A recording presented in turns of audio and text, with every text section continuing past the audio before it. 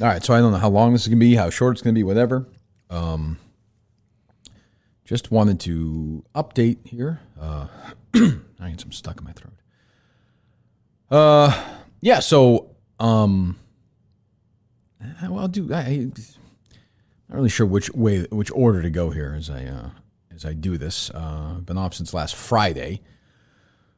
If you're listening, maybe you do, maybe you don't know. I always forget. A bunch of you are on Twitter. Last Saturday, I tweeted out I was taking a little time off as I'm battling depression and some suicidal thoughts. So I was going to take some time off, which I'm still doing, I suppose. And I told Steve and Mike that Saturday morning before I tweeted out sometime during the afternoon or something. The feedback was unbelievable. We'll get to all that at some point during it. I don't want this to be, particularly, it doesn't have to be this big, depressing half hour or 45 minutes or something. I'm not totally interested in doing that either. And I do think of the one person who is, scrolling through the comedy section of iTunes today and thinking, oh, I've heard this one before. Let me give this a shot. So, there should be a place for that too, I suppose. But, and I forget too, and I can just tell, even driving here, a couple of people in their cars, were beeping away. So, I understand that there are people who are listening who weren't listening in 2018 when I was at the EI and took some time off. Went to McLean, obviously, which has been parodied musically and comedically. I hope I certainly don't want any of that to go away. Let me be very clear about that. We're not going to become one of these shows where we lose our sense of humor. That's, of course, not going away. So, the long and short of it was then, in 2018, it was about a year after my parents passed away. I think that broke me a little bit. Sort of, they were both sick. If you don't know, if you do know, you can hit the 30-second thing until you get to the point where I'm saying something you don't know, I suppose. They were both very sick. They both died about 7 weeks apart. Had a lot of stress at the job with Bob Murchison. And just had my own natural history of depression, which I've talked about in the old podcast I did, which is that, I've been hospitalized for it a few times. In high school, I was hospitalized for it. I probably have not spoken fully about how serious that particular episode was in my life.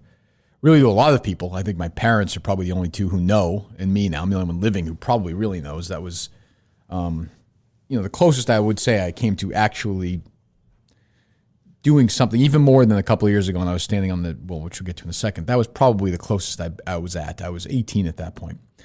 And it's been up and down throughout my life. And I've talked about this before. My mom had it in very severe depression, sort of paralyzingly so at times. She battled it her entire life. And her side of the family had a lot of it, I suppose. And it's just has got me. And there are times where I'm feeling great, and there are times where I'm not feeling great. And that particular time 2 years ago was not a great time, not feeling good. And I went up to McLean, and I thought it was, I had suicidal thoughts I didn't want to act on.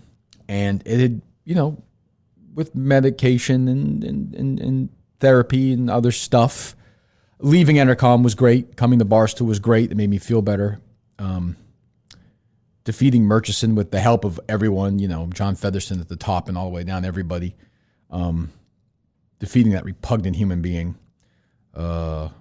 Just a terrible person. Felt good to slay him. He turned out to be, and we'll get to another bully later, he turned out to be one of these bullies that once you punch him back in the face, as I told people for years, he would go away, and that's what happened. He went away. He's a bully, and he takes advantage of people because he has nothing else to do. So that all made me feel better, for sure. And then all of a sudden, and I say a month ago, I don't know, it could have been 5 weeks ago, could have been whenever. I could start feeling it again. I've talked about it before. It's sort of this feeling in my touching between, I don't know, my ribs almost or whatever. It just starts feeling a little overwhelming, and it's, I'm feeling a little bit right now. It's a lot of it's anxiety, to be honest with you. And then it kind of moves its way up, and it just kind of is this cloud that gets sort of engulfs your brain and sort of weighs down on you. And you just get really, really down, and you get really irritable, even more than usual, and you get angrier, and you get, there were times even before this show, after my run, I'd be sitting in the car, in the last few weeks, I'd be looking for sad music to play so I could cry to it, or, I would just be purposely looking for things that would make me want to cry, and I'd be crying a lot, and, I'd be crying at home a lot, and I think, certainly for my wife, who saw it a few years ago before I went away, I could tell she would start thinking, geez, and she was trying to talk to me. And I think I was better about communicating at this time than last time, I think. But it gets to the point where you just feel, I described it before as an elephant standing on your chest, and that's kind of how it feels. You feel like you can't breathe at all. You can't move at all. But you do it because, you have a life and a job and a family, and you want it. And there are days, and even in the middle of it, there are moments and days where you feel pretty good. And you think, oh, well, okay, it looks like this guy's going to go away for a while, but then he comes back. And there were times even, maybe say a year, I don't know, where I was down for a couple of weeks, but not like this. And then all of a sudden the thoughts come back again. And it's not thinking a couple of years ago, I was thinking about, I was looking at train schedules and walking on train tracks. We all know that. We've seen, songs and the T-shirts and the jokes, which I joke about as well. And trust, and as I said, that's not going to stop. That didn't manifest itself in any particular way this time, other than, there was just a voice in my head. It was my voice. It was not, and I've had these hallucinations before as well. It was not that this time. It was me saying, and you'd be driving and you drive somewhere and say, why don't you just kill yourself? Just kill yourself. Why don't you kill yourself? Just kill yourself. It'd be easy. Just kill yourself. Or you could kill yourself. You can kill yourself. You drive over a bridge and you'd say, why don't you climb all the way to the top of that bridge and just jump off it? Now I would never do that. But it's in your head, and it's in your head, and in your head, and your head, and your head, and your head, and your head, and it's talking to, and you can't make it stop. And you start thinking, and, once that started for me a couple weeks ago, I started thinking, well, I'm not going to do that. I would never do that to my family. I, would certainly certainly would not do that to Kate and Harry. So, you kind of just start saying, well, let's figure out.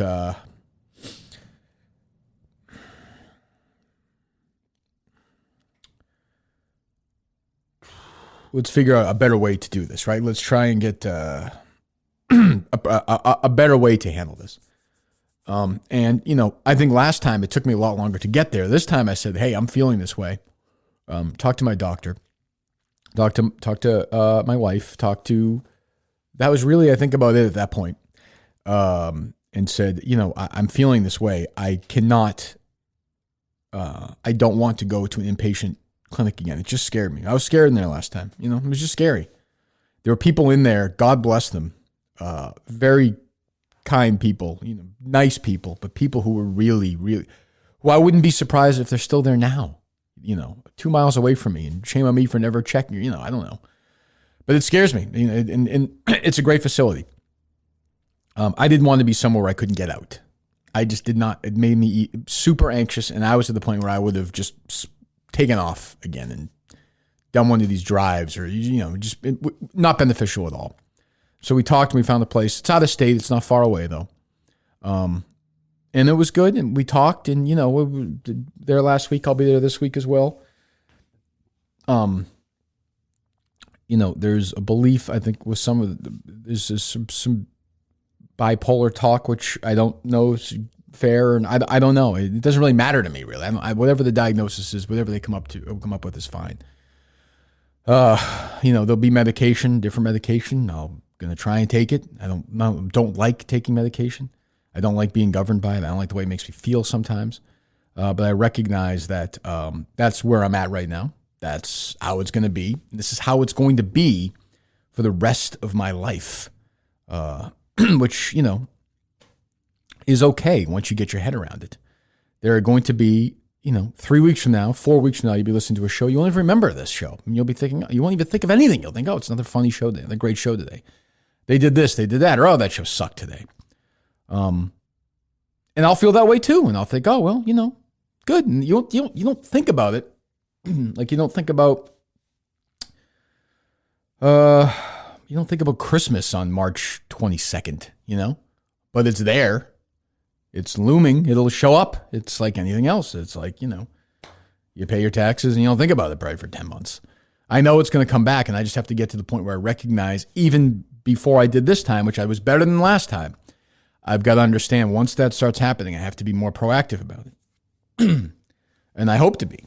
I can't promise I'm going to be. I can't promise I won't be. I can't promise that after 3 weeks of doing this show again, like last time, I'm going to take a month off like I did 2 years ago. Maybe I'll take 2 months off. Maybe I won't come back at all. I don't know. What I know is, as you saw last week, and I didn't really pay much attention.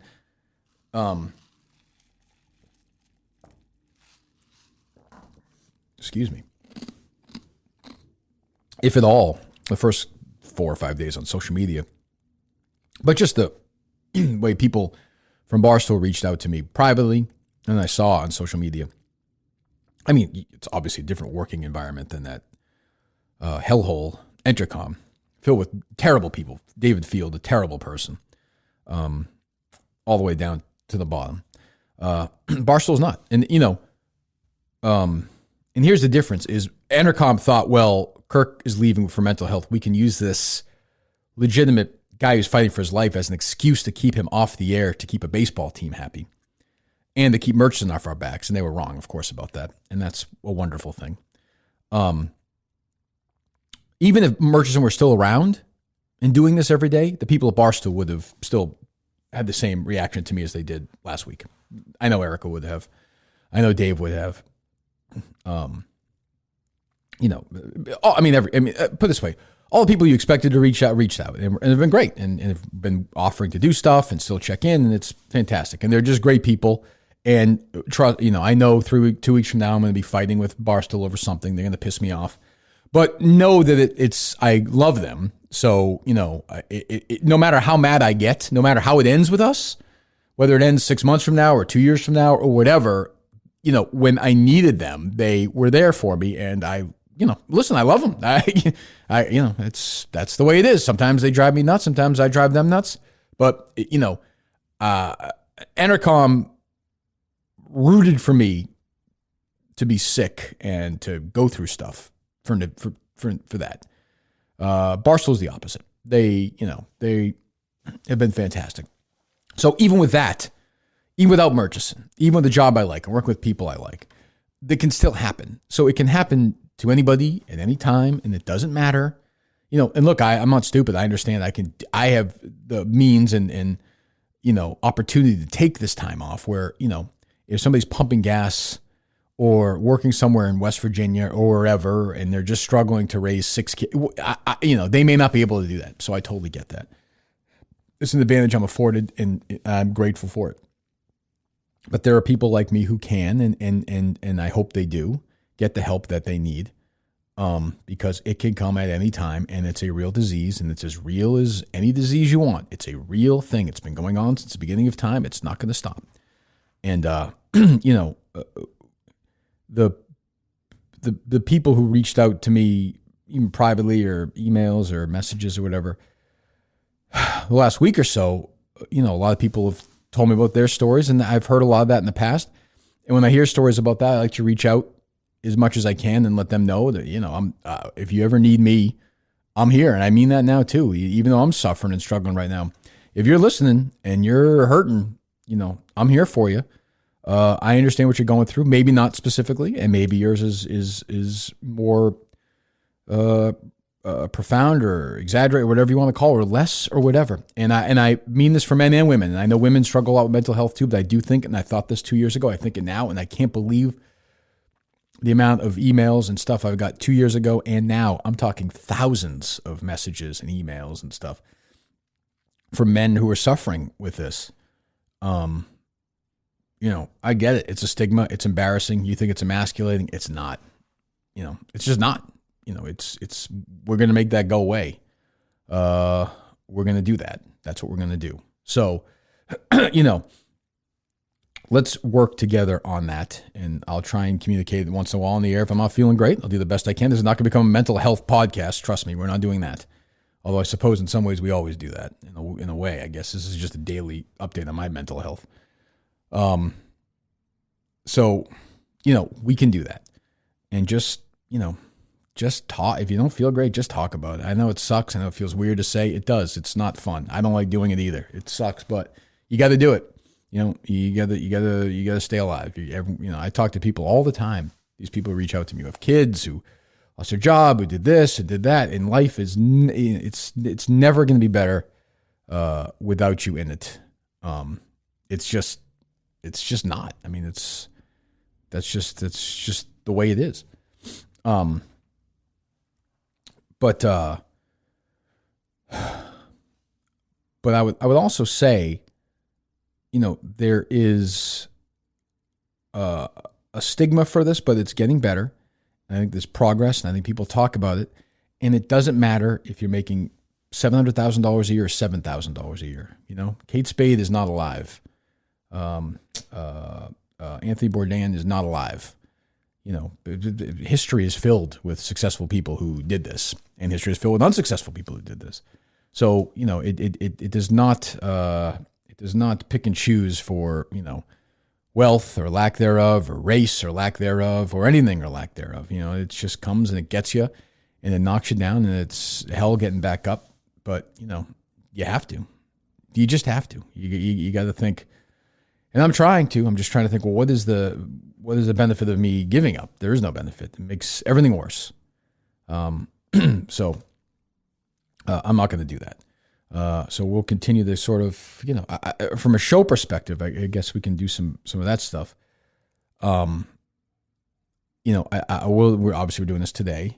I'm going to be away for a few days. I'm actually here Wednesday, so I think Wednesday morning, if I'm feeling up to it, me, Mike, and Steve will do a show. Then I'm off the rest of the week. And then if I'm feeling all right, I think we'll be back at it the week after. Or at least do 3-4 shows the week after. And then I think we'll, hopefully, look, I'm not looking to, I'm sure a lot of people thought that I might not come back or this or that. I'm here to work. I'm here to do the show. I love doing the show. The show's a lot of fun, and it's a great show. I don't anticipate not doing the show anymore. So that's certainly not my goal at all. My goal is to come back and do the show better than ever. And then if this happens again, we'll reevaluate it again. But I'll be here. Steve will be here. Mike will be here. I know Steve and Mike did a lot of stuff over the past week, which I appreciate, with YouTube and all that stuff. Some would say, not me, critics would say that that's probably what Mike should have been doing all along.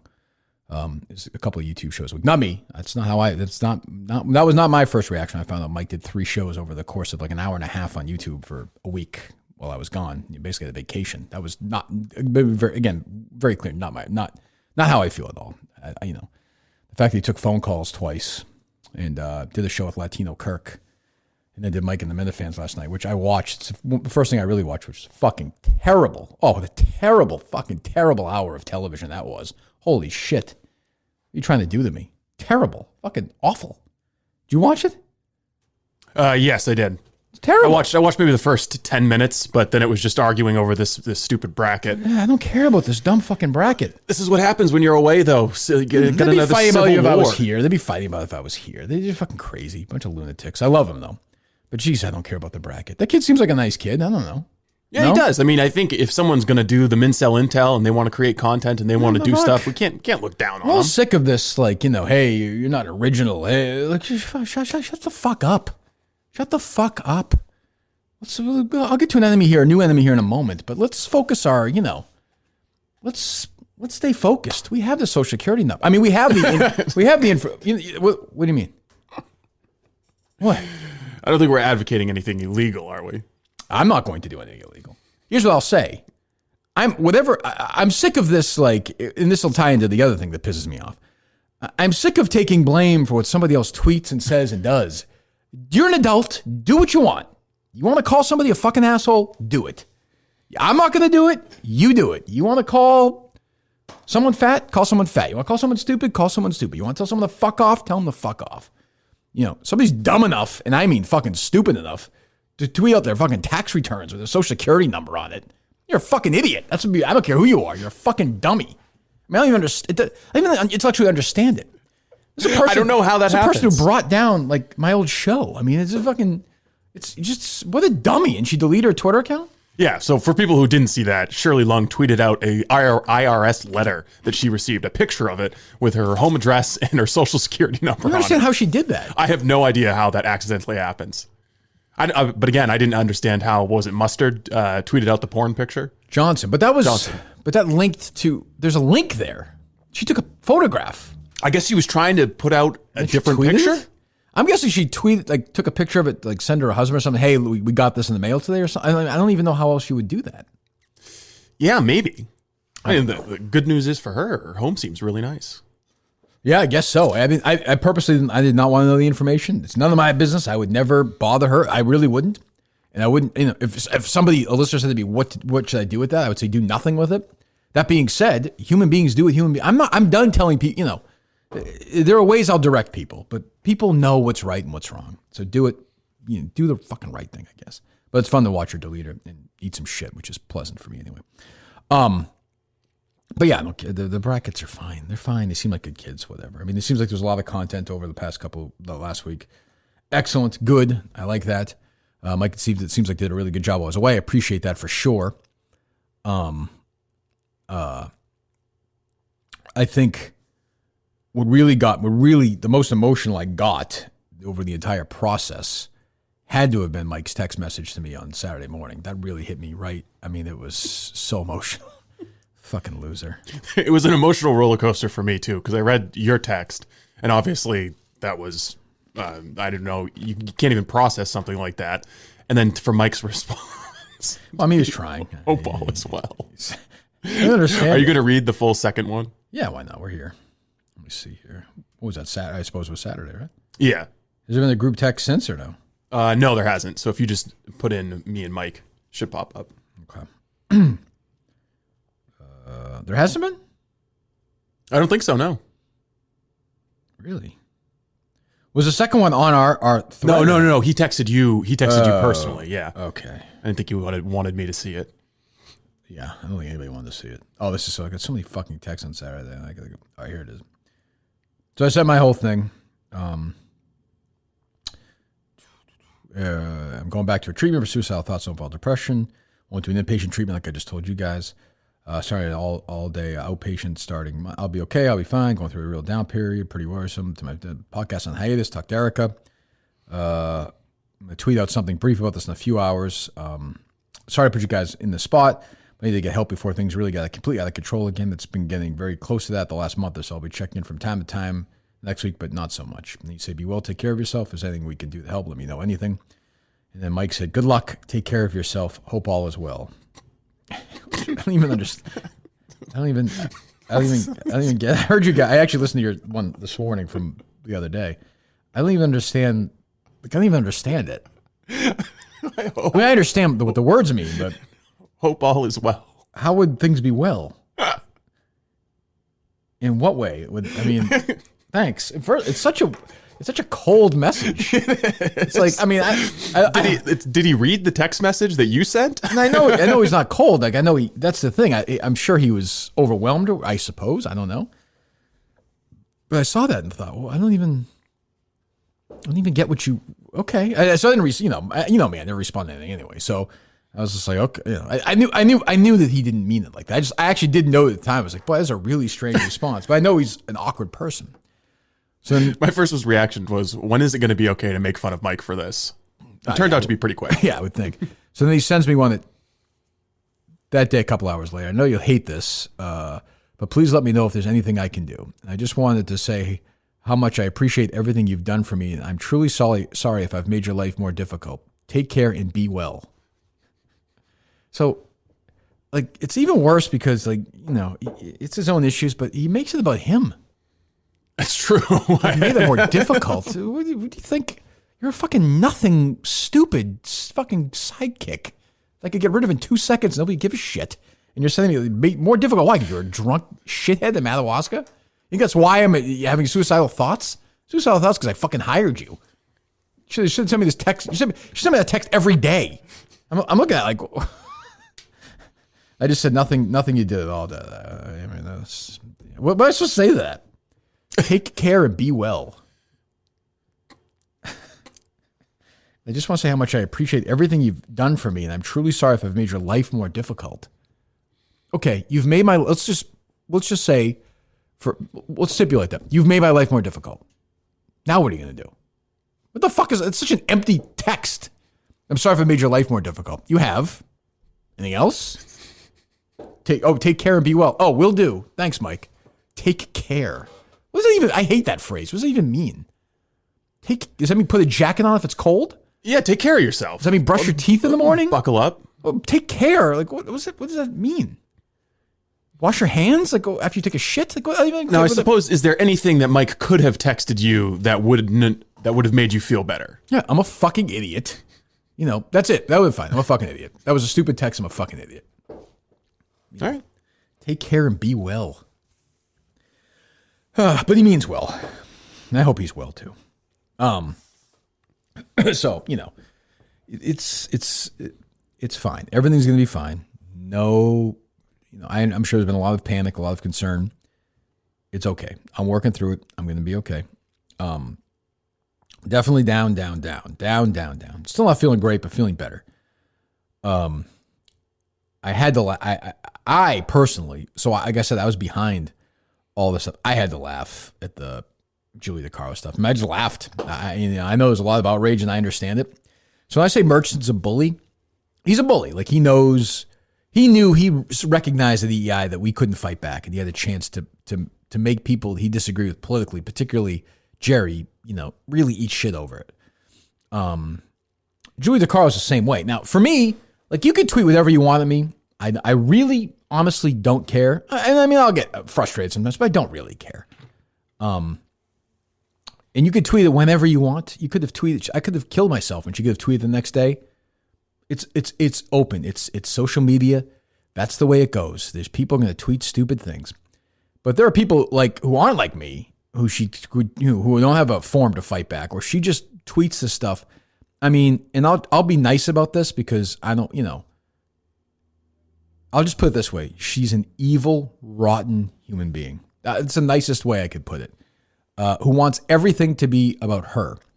And if she had a penis, I'd say the same thing, except I'd say it much more strongly.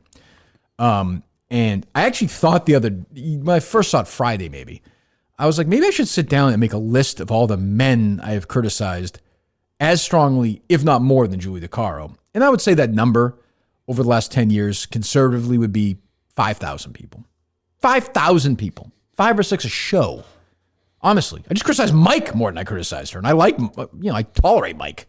This is not, you know, within this show, David Field, Bob Murchison, Joe Zarbano, you know, Entercom, whoever, Mike, we know the fucking Mike and the Minifans. This is on a 25-minute special episode that has nothing to do with anything really. Fucking, you know, just friggin', you know, shake the friggin' thing and we'll come up with a different name every time. Fucking Dale Arnold, Jack Edwards, Pete Abraham, Joe Biden, Bernie Sanders, Donald Trump, both sides of the party. You know, I voted for fucking Hillary Clinton. Lauren Michaels, Saturday Night Live stinks now. Dave Portnoy, KFC for that hideous interview with Shane Gillis, which, you know, I'm now empowered to say you did a terrible job. I'm sorry you reached out to me. I love the guy. But you didn't do a good job. Still love you, though. Whoever, pick a fucking, we know. I've done this 50,000, anybody I ever worked with. So Julie DeCaro, if you don't know, if you're not on social media, I do forget that people aren't. I'm just kidding, Kevin. You did a great job. And thank you for reaching out. You've been great. So is Big Cat. Love you guys. Love everyone at Barstool. Except Kelly Martin. Well, I don't like her. I'm not going to pretend all of a sudden I like her. I won't. She texted me yesterday. Too bad. That's what she texted. She's like, Really? was hoping, she said. So, well, don't give up hope. Honey. Ooh, can I say that? Too bad. I really wanted to have, you know, fucking Steve Harvey on. I guess I lost my chance. So she did that ridiculous. I suspect we'll go more into it Wednesday with Michael. Play some sound. We've made fun of this. So some people tweeted at her. I think she had some terrible things happen to her. And as I said a couple of years ago with Jerry, and as I said when we did this, those guys who tweet that stuff are fucking assholes. I don't know anybody who's defending those people. They suck. I don't even get it. Like, it doesn't, So, tweeting at her that she should be killed or had her head chopped off or whatever. That sucks. You're a fucking asshole. We know that. But she went on SportsCenter with Sarah Spain. They did this thing where they had these actors come in and read the tweets, and they pretended like they were still upset. It was the stupidest fucking, most embarrassing segment in the history of television. And of course, all the blue check marks pandered and said it was wonderful and empowering and brave. It was stupid. The guys are fucking ridiculous. And the women look like they're acting. It was just dumb. So I made fun of it. And then I didn't remember. So I guess Mike called her during the 50 state thing and made fun of her because she hates Big Cat, which is all you need to know, honestly. Big Cat's like the fucking nicest guy who ever lived. It was been great this week as well. So I tweet my thing Saturday, and evidently later that day, she tweets out a bunch of things of how, it's nice he's getting help, but like, don't forget, he really went after me and harassed me and had his goons harass me. And other women I'm writing this book about have said the same thing. This is like 3 or 4 hours after I tweet this thing. I don't care personally. I really don't. But I see that. I think, what goes on in your mind? Could you be this needy that you have to do this? I understand nobody really cares about you professionally. You've never, put it this way, nobody defended Julie DeCaro in a tweet to me this week. She has no fans. She has no fan base. But it has to be about her. And then this is the old thing, which is that, they want, Julie DeCaro wants women to be treated equally as men. I agree. And I don't do that. I don't. I'll admit it. I'm not as tough on women as I am on men. So I'm guilty. But when you start going back at them with legitimate criticism, somebody like Julie DeCaro plays I told you they were going to do this. This is what's going to happen. What she did was disgusting. It's not because it's me. If it was somebody else, if I was on the out, so she's gone through some mental health, and I hope that she gets better. But if she said that she was doing that, I couldn't imagine tweeting out, hey, she went after me. I would never, you would never do that. I don't even get it. So her tweet was, she retweeted a story about your announcement, and she says, there was zero accommodation from Minihane and his goons for my struggle with depression and their trolling and harassment that exacerbated it. And I know other women who can say the same. Yeah, she said she's writing some book, and I look forward to reading it. I mean, obviously she has no examples. She won't give any examples. That book will come out maybe, or maybe it won't. It'll be ridiculous, and we'll mock it. And I look forward to doing that. But she's just not a good person. There's just people in the world, and she'll respond to this at some point. She'll get 2 seconds of attention, and then she'll just float away. We asked her to come on, but when I saw that, my first reaction was honestly to laugh. I was like, boy, there are just some, and look, we're all needy to some extent, but boy, just to interject yourself into that out of nowhere for no reason. And I think that's a sign that she probably does have some mental issues, and she probably is a needy sort of person who's had some terrible things happen to her. I feel very badly about that. I do. I don't want her to have had these things happen to her. But to make that in that moment about her is a troubling instinct. It just tells you the kind of person she is. And obviously we've heard from a bunch of people that don't like her. But I look forward to that book and those examples. And I saw that Soledad O'Brien retweeted it, somebody told me, which is pretty telling as well. And then I saw, and this, so Julie DeCaro is obviously not famous. She's a nobody. But Scott Van Pelt, who hosts SportsCenter forever, talk about another guy. He has this tweet like, yeah, I know you made fun of me a couple of years ago, but despite that, I hope you're okay. Like, first of all, I don't even remember, but there's an example where I'm sure I went at him because he's fucking boring. The show sucked, and ESPN sucks. But that's like, hey, even though you did a segment on the radio, which I don't even remember, criticized me a couple of years ago, I'm glad you got help and didn't kill yourself. Oh, wow, that's so big of you. Thanks. Fuck off. Fucking asshole. I mean, Jesus. They talk about fucking another needy dick. Just, I don't even get it. Just fucking tweet something nice or don't in a situation like that. I don't give a fuck if you don't tweet anything. But this whole, I don't really care if you tweeted that, but what a weird, fucking bizarre instinct. I don't get it. So, yeah, I mean, obviously, the Julie DeCaro thing, I find amusing. I understand the Minifans who saw me suffering. I'm sure got mad, and I'm sure, I would hope kept it above board. I don't know. I don't think she was able to use her text line or take actual calls for quite a while. Well, that I would say. Planted calls only. I would say continue to do that. Continue to text away and call her radio show relentlessly if you want. I'm not going to tell you not to do it. Why would I tell somebody not to do that? It's their right to do it. Well, I mean, she's a radio host. I'm sure she likes calls. She sounds like she would invite the confrontation. I don't know. Honest talk. Yeah, I don't know. But I mean, that is one of the neediest, most desperate ways to inject yourself. I said interject before. Inject yourself into a story that has nothing to do with you because some idiot called her radio show in Chicago for 2 minutes and joked around and a prank call. You're turning that into harassed you and your goons. And I saw another tweet because I saw them.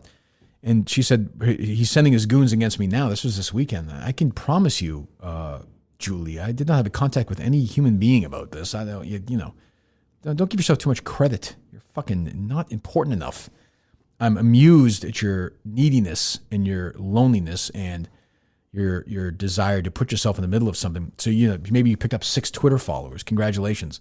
I fucking am battling depression. So you picked up, 12 followers and, got to get your bullshit message across, which is that you want to be treated differently than other people. You want to be treated. And anytime situation comes up where you don't like it, you play the only card you've got in the deck because you don't have the talent, you don't have the wit, you don't have the brains, you don't have the fan base. So you have one card. And by the way, it's the only reason you have a job.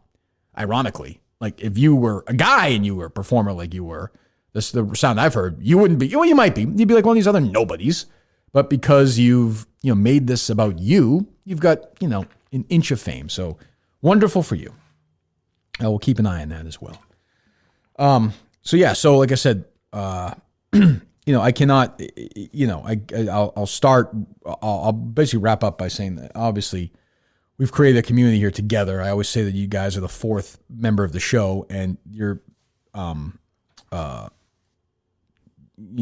kindness and your messages over the last week have been unbelievable. And I know you're probably fighting with each other and it's probably madness in there right now and we'll get that squared away and we'll find someone else to fight with and we'll figure it all out. But, it's nice. It's comforting knowing that you've got this audience of people pulling for you and not in a way that it doesn't feel like the way that people pull for a traditional host or something. I understand there's a link here that there's a family kind of thing going on that we're in this together. I can't, the amount of people who reached out and the stuff they said and the stories they told, it's just incredible. So, I can't thank you enough. I'm glad that you're sticking with me. I'm not going anywhere. I do want to thank the people at Barstool again. I want to thank Steve and Mike again. Obviously my family again. And I'm going to keep fighting this. I'm going to wake up tomorrow and hopefully feel a little better. And if I don't feel better, I'll feel better the next day. I understand that this is now, even a couple of years ago, I said I didn't really believe it. I understand now this is something that's just going to be my companion here. It's going to be on the ride down the river with me the rest of the way. It's just the way it's going to be. And there'll be some great days and there'll be some shit days and there'll be days. I think now there'll be, there may be a day or 2, 3, 4 months from now, you don't hear from me because I won't be, on a Wednesday or whatever, I'll feel like shit. And I'm going to say, I'm taking the rest of the week off. I'm not dealing with this for the next couple of days. Too bad. Supposed to be worried about everything. The Wilbur is, I obviously talked to Steve before the show and we'll announce it going to more Wednesday. Wilbur's canceled. Coronavirus, yes. No, the Wilbur's going on. We can talk about the coronavirus later. This is so absurd. This fucking people are losing their minds over nothing. I'm actually thinking Marty Walsh could declare that all large non-essential gatherings are illegal. It's happening in some cities. Well, would you say this is non-essential? I don't think it's non-essential, but right. If the Wilbur decides that they need to join the effort to fight the pandemic. It's the stupidest thing. The biggest overreaction I've ever seen in my life. It was like millions of people are going to die. No, they're not. It's not as bad as the flu. As many people. But it's spreading faster. We don't have vaccines. We don't have spreading faster. We don't have antibodies from previous influenza bouts. They're canceling schools for the year, and there's people aren't even sick.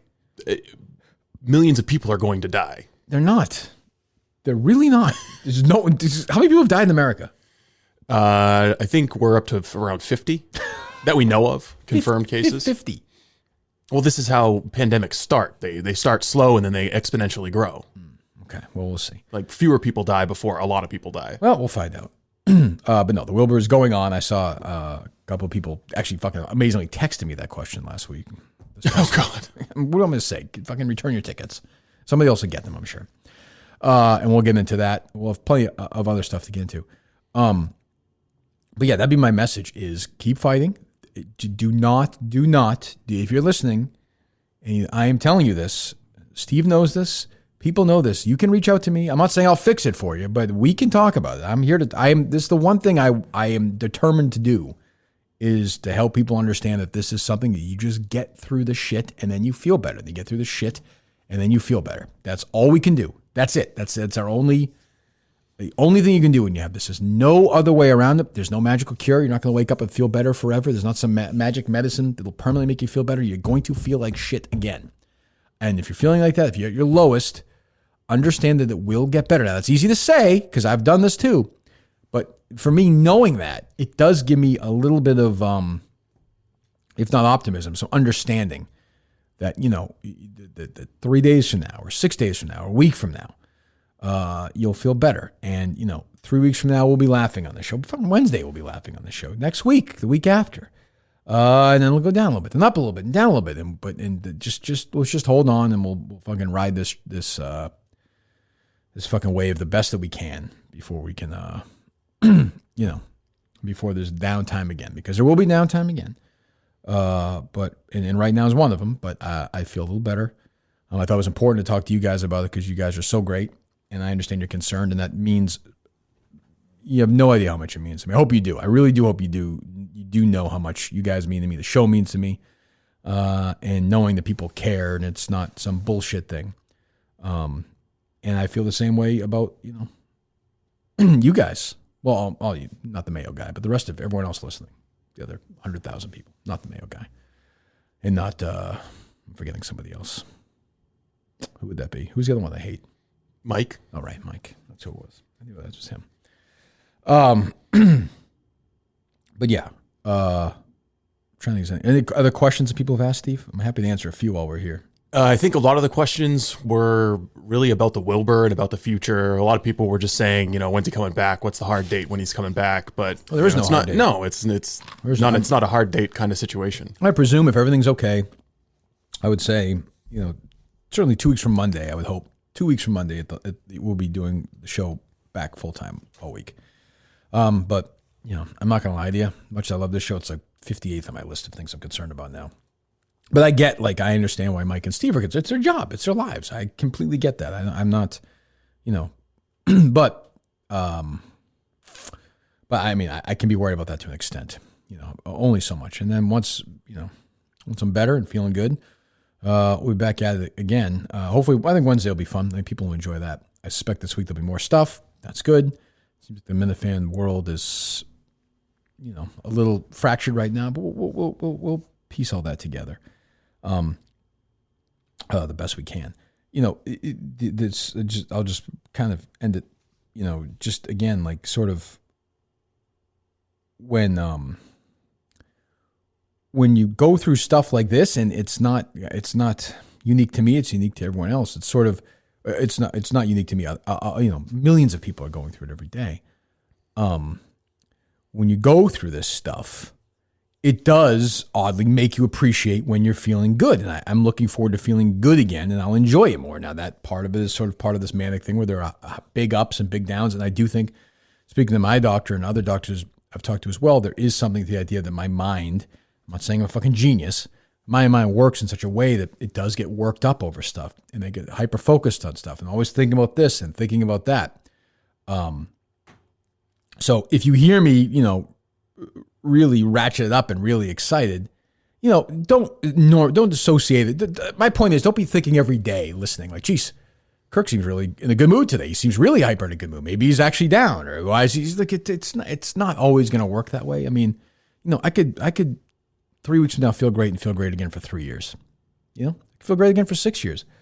I mean, the life of this is, there's no rhyme or reason to it. I was a perfectly little moody down teenage kid. All of a sudden, when he was 18, started having these weird thoughts and obsessions and,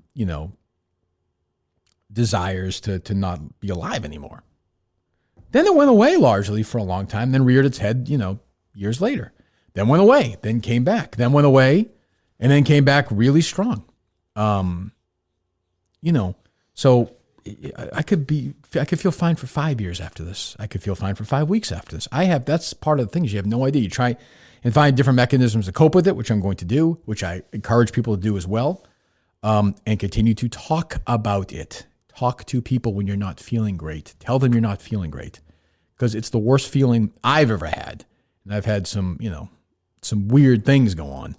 It's the worst feeling I've ever had to be at the point where you're not telling anybody because you think you're gonna make them upset, or you think you're gonna make them stressed, or you're gonna give them shit they don't need in their plate, or they've got other stuff to worry about, which is all true. But just to get off your chest and say it, as I've learned, particularly the last couple of times, once you say it, it's a freeing thing.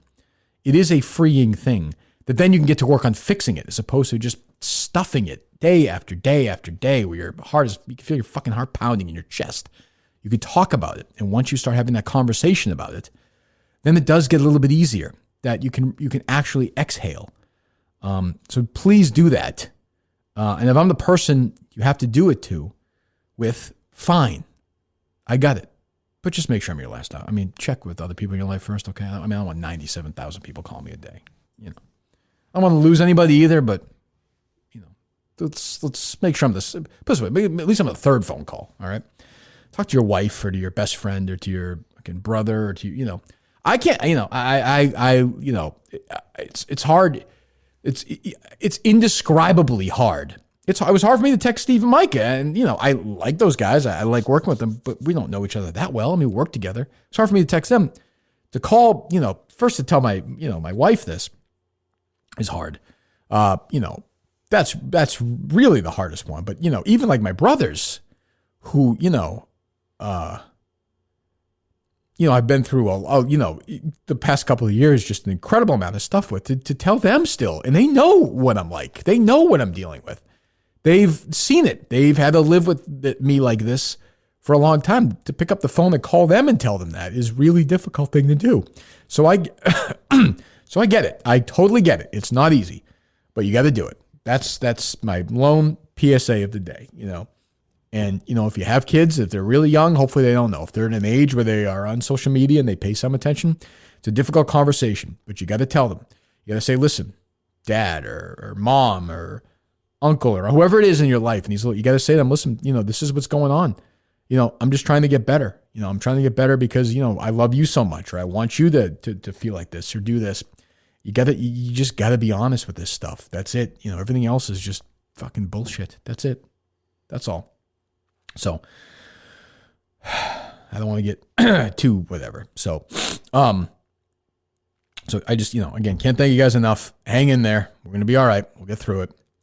All will be well. At least I hope all is well. I don't know. What? I hope all is well. I hope all is well too. Who doesn't hope that? Good luck. Did he say good luck? He said good luck. Take care. So hope good luck all is well. Good luck would also imply all right, let me see. Here's my coin. Yeah. Up, tails, bad luck. Fuck. I guess I gotta kill myself. It's like you were going into a boxing match or something. Not even that. It's like you're going, yeah, I guess, but it's almost like you're going to a good luck, but a boxing match, training and skill plays the biggest role. We're talking about what luck is. If you had texted us, hey guys, I'm headed down to Foxwoods. I'm going to go to a casino. Why would we go to Foxwoods? Good luck. Take care. Is Foxwoods a Penn National? Oh, no. So Hollywood Slots is where we would go in Bangor. Right. A lot of celebrities go to Foxwoods, though. That's what I hear. Yeah, they sure do. I can't imagine a scenario where a celebrity would go to Foxwoods so much that, they might even just love it so much and say, I love it so much. What I'm going to do is I'm going to give everybody a big estate tour of my house. I'm just going to give stuff away because I love it so much. Be a strange situation for sure. Be a very odd situation. But good, right. That would be that. Although I even think there's some skill involved in that because it's professional gamblers. It's almost like it's a radically inappropriate thing to say, regardless of what you said. It's almost like when you were little and you spun those pennies next to your buddy. You had that competition. But even then, there's skill involved. Like it's completely luck. Scratch tickets. Yes. Thank you, Steve. There you go. Yeah. Good luck. Hey, good luck. It's almost like saying, like have a nice flight, or no, go land safely. Yeah. Well, I'm not flying the plane. Like, why would you say that to me? I think there's because flying is so unnatural, there's a heightened level of risk there. Yeah, I guess. But yeah, I suppose. Or perceived risk. Would you say good luck is the worst part of it or hope all is well? I think the hope all is well part is the worst part. That's what really got me. See, I think the good luck thing quite obviously all is not well in the Minihane household. He's hoping that things are well. There's hope there. He's not saying hope things get better. He's saying hope all is currently well. Right, which it isn't. Right. Doesn't make any sense. No. Right. That'd be like me texting you guys. You texted us, I am unwell. Right. And he replied, hope all is well. That'd be like me texting and saying, guys, I'm so excited. I just ordered a Pizza Hut. It looks great. And Mike could be like, good luck. Enjoy your hamburger. Like, it doesn't make it makes no sense. How am I the one who gets criticized for being a robot? Because that's kind of a robotic response. I think he's just so uncomfortable, though, with the situation. Do I understand he was at Ortiz's house at the time? Yes. He was. Yes, he was at the estate sale. And he called me back maybe 15 minutes later and said, so should I not be doing this? I was like, no. Good instinct. Jesus Christ. Okay. All right. What was the worst piece of content this week? Probably the Robinson Report. I haven't watched that yet. Yeah, well, I mean, I don't know. I think I'm gonna watch it today. The era was not having on like a Bernie Bro or something, and I I realized it immediately that it was like two former P1s of the Howie Carr show and his former producer all agreeing about Joe Biden, and so it'll get better. I've had some liberals reach out. We'll have a little crossfire dynamic. So you're back this week? Yeah, I think we'll be back this week. Okay. So all the shows were on last week will be on again this week. Yes, but we'll also have the Australian Minifans. They're back. Either tomorrow or Tuesday. Oh, good. Tomorrow being tomorrow is Tuesday. Yes. So you said tomorrow. Tomorrow or Tuesday, you said. Well, we're taping this on Sunday. I know, but they can hear it on Monday. So you say tomorrow, you mean Tuesday. You know what I'm saying? When Yeah. I'm saying Menner's show Tuesday. Tuesday. Yes. Okay. And then the usual stuff. Yes. I didn't watch the Intel one. I'm sure it was fine. I saw the length of it. I said, I'm not going to do that. Yeah, a little long. And the controversy is that they started their own RSS feed. It's fine. I don't care. Yeah. People seem to think that selling advertising for podcasts is a lot easier than it is. And there's some huge pile of profit for the Mincel Intel people. I would suspect there's not much. Not much. I can't imagine. No one is getting wealty off of the Mincel Intel show. They can do whatever they want. I mean, I'm sure at some point I'll be frustrated with it, but today I'm not. Am I forgetting? Did I miss anything in the Julie DeCaro thing? I don't think so, right? No, I don't think so. It's just kind of remarkable how you're lingering in her head, considering how little you've ever dealt with her. But it's her one. I've dealt with this. You give them a little bit, and this is her chance to. She's an opportunist and she's a bully. She won't like hearing that, and she'll say I'm doing that because she's a woman. And of course, you can tell people like that the 3,000 examples where I do it to a man, but they don't want. They have their thing. They have their little platform. So let her have it. It's a sad existence. She's a sad person. Apparently, the publication date for her book is 2021. Really? Yeah. Okay. It's an awful long time to take to write a book. Awful would definitely be a word I suspect will be attached to that book, but we'll read it for sure. We'll ask her on. Of course, yeah. I don't know if she'll come on or not. I think we know the answer to that question. You never know. One never knows. All right. So, and let me thank also, all the sponsors and advertisers. Almost all of them reached out to me. I know Steve's talked to them too. And we'll continue all those relationships. I'm sure nobody bailed, right? Nobody bailed. Everyone has been great. They just wanted to see you healthy, and there's some things that need to be rearranged, but thanks to Barstool leaving so much open inventory for us, we're going to be able to accommodate all of our clients. God for that. Yeah. So, I mean, that's it. I feel all right. I'm glad we did this. I think hopefully people like it. If you like it, great. If you don't, great. I say great, and I do think of my old partner, Jerry Callahan. And so, he did reach out and send me a nice text. And I responded kind of quickly, and then he sent something back, and I just said to him, and I hate doing on the text, but I said, it's just better if we don't talk anymore. And that's something I learned this week, and I thought I knew as well. There's just a toxic nature to that relationship that in other relationships where you get sort of stuck in the past and we have the same fights over again, it doesn't do either one of us any good. It's not productive anymore. So that relationship is over. And it's unfortunate. It's a casualty of war that neither one of us were really guilty in. I think he should have done more to help me. he doesn't think I did enough. So I don't want to have that anymore. It doesn't do me any good. Doesn't do him any good. He can do his podcast. I'll do mine. Off we go. And, I reached out to Chris Curtis, who had been out a while for reasons I don't know, a few weeks ago. And he didn't respond at the time. And then he sent me a very nice text last week or whatever, the beginning of this week, past week. And I thought, and it was funny. It was right after I had sort of had a conversation with a doctor about the whole situation with Jerry, even work in the past, which trust me, I'm going to continue to rip EI if they do shitty stuff. But, and I thought, well, I'm sure that's what Chris didn't respond to me and doesn't really talk to Mutt much. I'm sure that's what he's going through as well. I just responded to him and said, Chris, look, I appreciate that. It was basically reach out whenever you want. I'm here to talk, which meant a lot. But I said, I don't think you really mean that because I think you want to move on as well. And I totally get that and I respect that. And I do. And I'm trying to do that. Doesn't mean I won't get bitter and angry and play dumb sound and make fun of stuff. But, I can't have these conversations with guys like Jerry anymore or guys like whoever, or people where you do the same shit over and over again. It's counterproductive and unhealthy. So I'm not going to participate in that. But I am looking forward to this show. And we're going to, as of now, I'll be back here with Mike and Steve on Wednesday morning for a Wednesday drop. We'll drop this show tomorrow morning. Let's drop it early so people can listen to driving to work. 6 a.m.? Sure. All right, we'll drop it at 6 a.m. Well, I'm saying that, but they won't know that. No. Okay. We can tweet something out, yeah. You can tweet that if you'd like. Any other questions from you, Steve? Because I'm not going to talk to you again. I'm just going to walk out of here. Yeah, I know. What would your advice be to people living with people who are in your situation? Like, what would your advice be to people who are trying to comfort those who are suffering from depression? Is your way of asking, like, how you going to deal with me? Well, I guess it applies to me. My advice to you is don't bother me with anything. Don't talk to me about it. Don't touch me at all. Well, I've never touched you. I know. I was concerned you were trying to hug me or something. No, I'm not going to hug you, especially with the virus. Sure, I understand. Look, I think it's like anything else. You just try and pay attention to it. And you see there are certain triggers and certain signs. And I think if people are around people and they care and they pay attention, they know when it's there. It's hard to bring it up because a lot of times the reaction is no. Even what's amazing is they'll ask and you'll lie. Even though they know that you're feeling this way and you want them to know you're feeling this way and you want to tell them that you're feeling this way. But your reaction is still to lie about it because there is a level of comfort in feeling like shit. It's a weird, strange thing. Sometimes the most comfortable thing in the world in a weird way.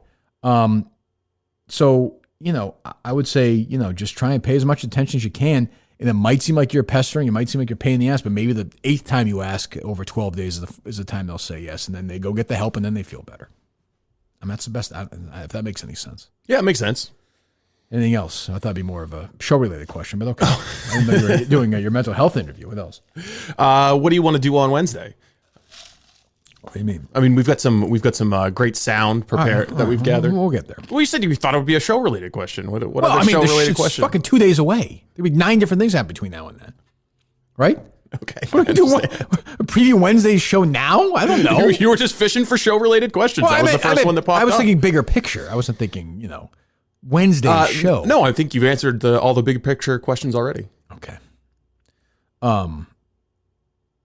Where did Mike sit when you taped the thing? Oh, in his seat. Okay. Yeah, no. No one has sat at your desk, no. Okay.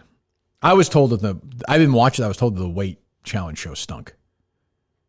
I think it's been just more content, like more Twitter videos and less of like a one show. No, I mean the one that he did. Didn't he do one with Latino Kirk? Who's in Iowa? Yeah, correct? he did it. Yeah, Intern Will and Latino Kirk are in Panora right now. As we speak. Yes. And Intern Will has texted me multiple times that it is gorgeous. Oh, is that true? Yes. Oh, good. Panora is gorgeous. They found the S.E. Robinson Wildlife Area, and they've scouted out potential venues. It looks like what's on the table appears to be a Kirk Minihane Day declared by the city government of Panora. Okay. All right. That's what they're going to offer. Better. Makes you feel a little better. Okay. Still haven't heard from the Canorado guys, by the way. Yeah. That's my. I would say that I would almost say we're going to axe the 50 state search right now. We'll put that on pause. I think we're going to focus on if we get a good review on Iowa, we might focus there in the fall. All right. That might seem like a good spot. Everything I've heard from our scouting team, our very reliable scouting team. Two of the best. That would be in October. I mean, who the fuck knows? I mean, really, it's 50-50. You think we'll be doing a fucking show in October? October seems like 10 years away right now. Madawaska seems like it was 10 years away. Ago? Away. Ago. Seems like it was 10 years away? Ago. Oh, not next year's. It feels like it's really, really far away. It feels like it's been ages since then. Super Bowl sure does. Yeah, that's true. Yes. Well, yeah. Stacey didn't reach out. I mean, I don't want to, again, not important. It's important to note that. I don't think anybody in Madawaska reached out. Really? Well, who would have? Travis? Oh, Travis did. I'm sure Travis sent you a message. I don't know if he did or not. He definitely sent me a message. You know who did not send me a message? Ironically, Travis did. You know who did not send me a message? I don't care. I don't keep track. I really don't. And I'm not kidding when I say thousands. I don't think Matt reached out. Oh, and all he ever does is text me. What's his last name again? Corona. Oh, I thought you were talking about Fuller. No, Matt Fuller. No. Did Matt Fuller reach out? I don't think he did. I don't think Matt reached out. Wow. I gotta look at the last time he texted me. I think that's true. Ironically, he did not put his cards on the table. And this is a guy who texted me 26 times a day about stupid shit. Let me see this.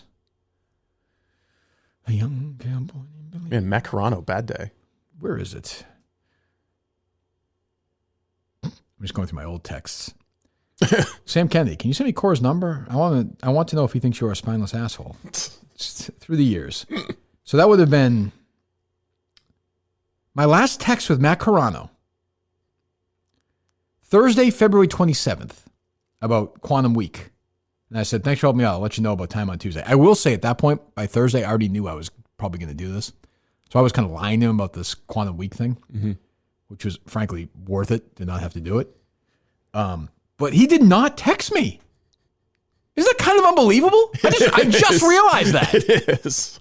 Holy shit, what a dick. Unless it was like a calculated move because he didn't want to bug you because he felt like he'd been bugging you too much. He may have messaged me. I got so many messages too that I don't. It could be just because the bond you guys shared those 3 days was so strong that you knew how he felt. I guess, but isn't that strange? It's a little strange. Is there anybody else who was conspicuously silent? I didn't really. I really don't.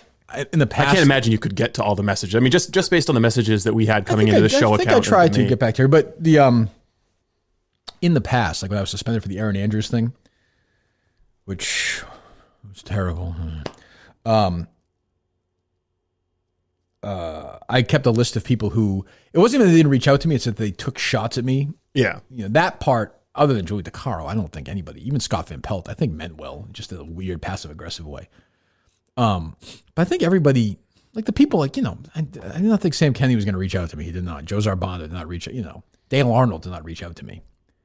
You know, I didn't expect people who hate me and I hate them. I wouldn't want to be disingenuous. I hate when people do that. Everybody who I like, other than Matt Carano, who I got to say is on the shit list now because I just realized this. I think he's out.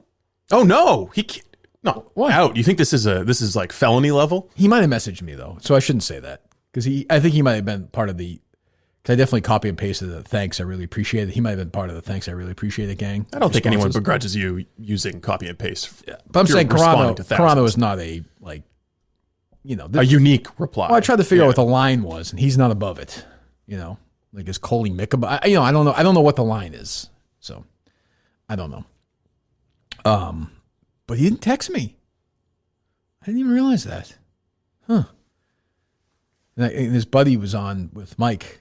Well, I thought it was good. Yeah, before he was kicked off. Yeah, I didn't like that. I didn't like. I found the Matt in Providence. What's his name? Rick from Pennsylvania. The other guy. Joe. The incel kid. Joe. Matt and Joe going back and forth. Like, it got a little tiresome for me. Yeah. No. Yeah. No, I got a little. And Joe seems like a good kid and everything, but. Yeah, he does, but I mean, they're just kind of arguing over an imaginary parody account bracket. I love the Minifans must know by now how much I love them. I think it's funny. They're funny. I can't get. How can you not laugh at that? I think the problem is that the bracket set up a lot of infighting amongst the Minifans at a time when we had no show. What the fuck are they fighting about? Like, you could fight about like as a joke. But what are you fighting about for real? Well, I mean, there are some questions about the seating. The old guard felt like they were seated too low. There should have been a more open conversation about the seating. So it's the old guard. You could have done this 6 months ago. Put your fucking bracket together. You know, this is a new era for these guys. They're a different group. They're doing their thing. right? No? Yeah, no, I think you're Well, right. I heard on Mike and the Minifans, I have to say this is the most upsetting thing I heard all week. The 617 report was not in this tournament at all. Yeah, not in the tournament at all. That to me invalidates the entire bracket. He's a legitimate 1 seed in my mind, or 2 seed. That is insane. That was one of many problems that the old guard had. Trust me, I've seen insane lately. That's insane. That is insanity. Crazy, crazy, crazy. Shameful.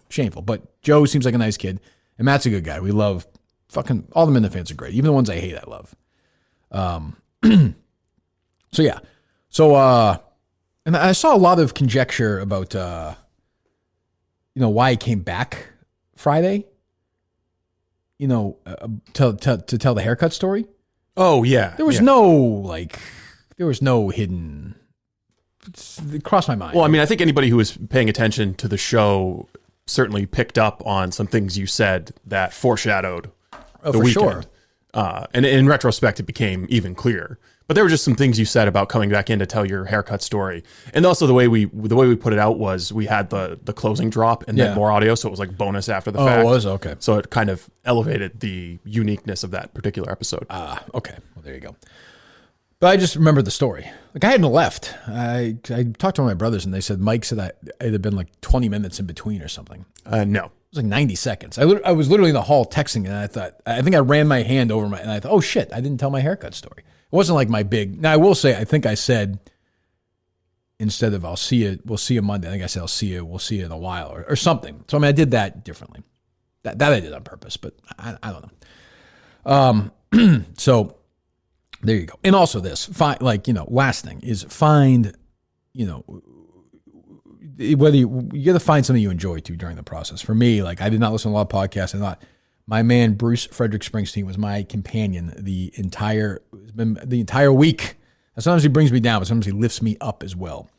And I love him too. I don't care if he'll ever hear this. I don't care. I can't thank him. He's kept me alive at times. And people say, "Oh, you love?" Yeah, yes, I do. I love the guy. So we'll say goodbye with some boss here. Give me Hello Sunshine. I've been listening to this one a lot this week. A lot. With Every Wish, I've been listening to a lot too from Human Touch. It's a good song. So, just going to get through the ad. No, okay. How's Dale Bear handled it? I haven't had a conversation with Dale Bear since you screamed at me for trying to touch it. That was not anything to do with it. I would have done. This was pretty reprehensible. I don't know how it can be anybody's idea of humor.